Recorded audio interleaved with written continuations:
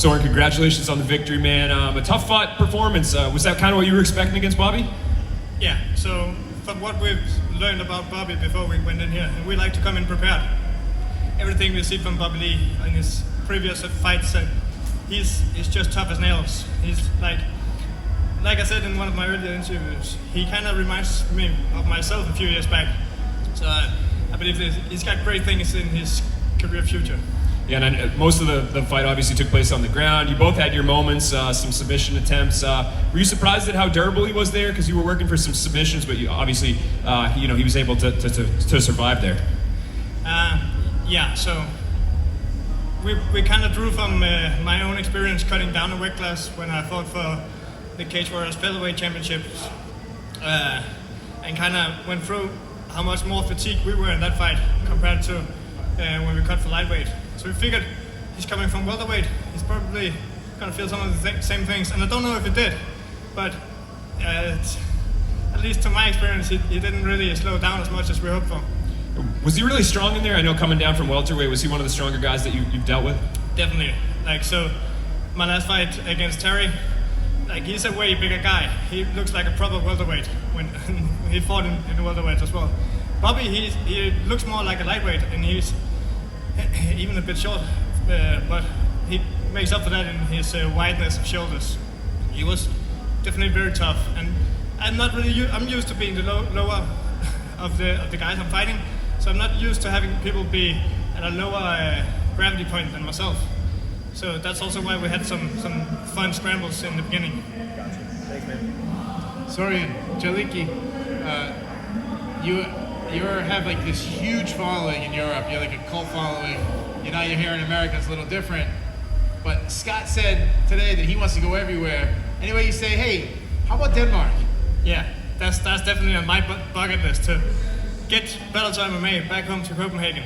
And I know my good colleague from Denmark, Mads Bonnell, he's got a fight coming up there as well, I believe. Yeah.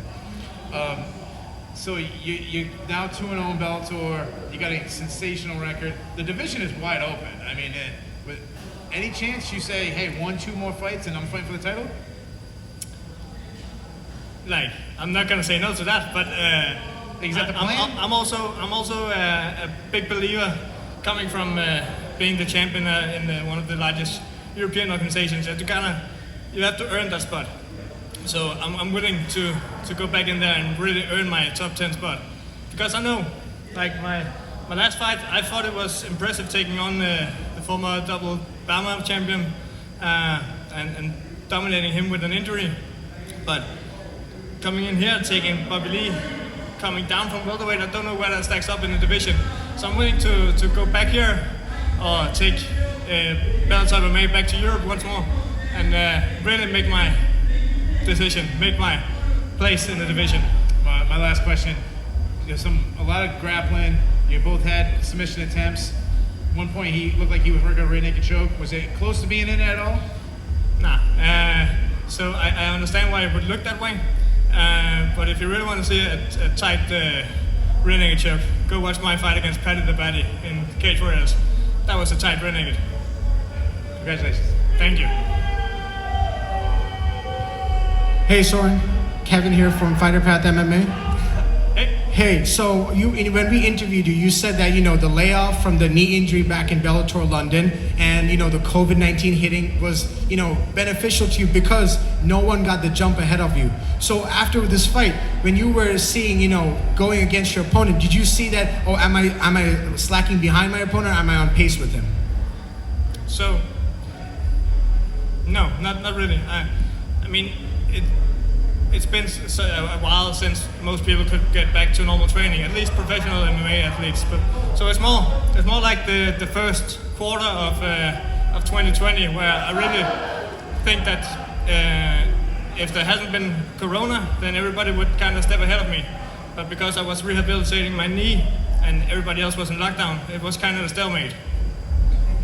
No worries. All right, we'll take a couple more questions here. Dylan? Hey there, Soren. I appreciate you making some time. My pleasure.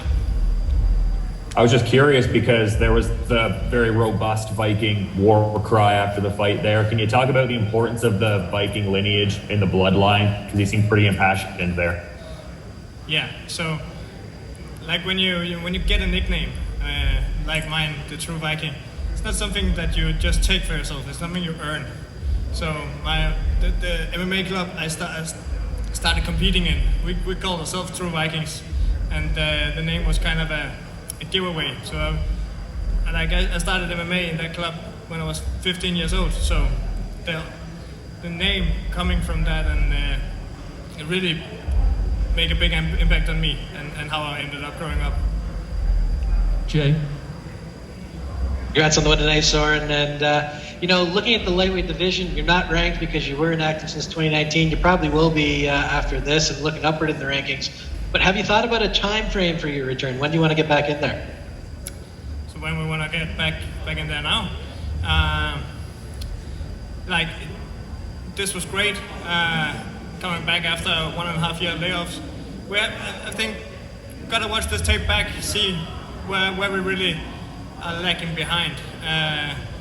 That's kind of something we always do after a fight.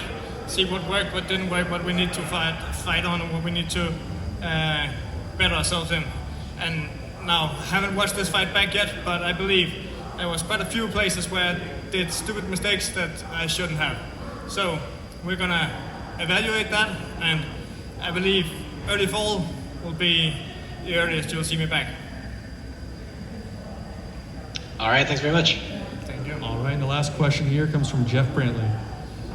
Jeff from the Man in the Cage podcast. Soren, with that layoff, you'll hear fighters sometimes talk about ring rust. Did you feel any of that tonight in round one or throughout the fight, or did you feel great from start to finish?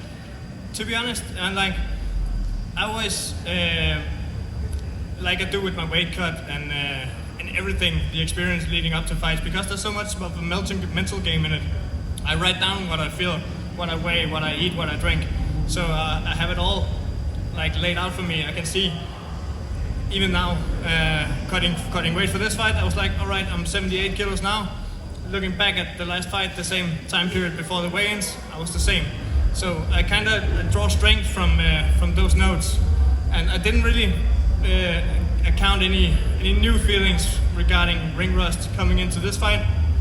What I really did notice was the COVID restrictions, the mask, and everything was just a little bit off from what I'm used to, and. I pride myself on being mentally tough, but we're as athletes under quite a lot of pressure and stress in these situations. So every little bit counts, and every small thing can throw you off just a little bit. So yeah, I didn't encounter ring rust, but I would say the differences due to COVID restrictions was kind of throwing me off a bit.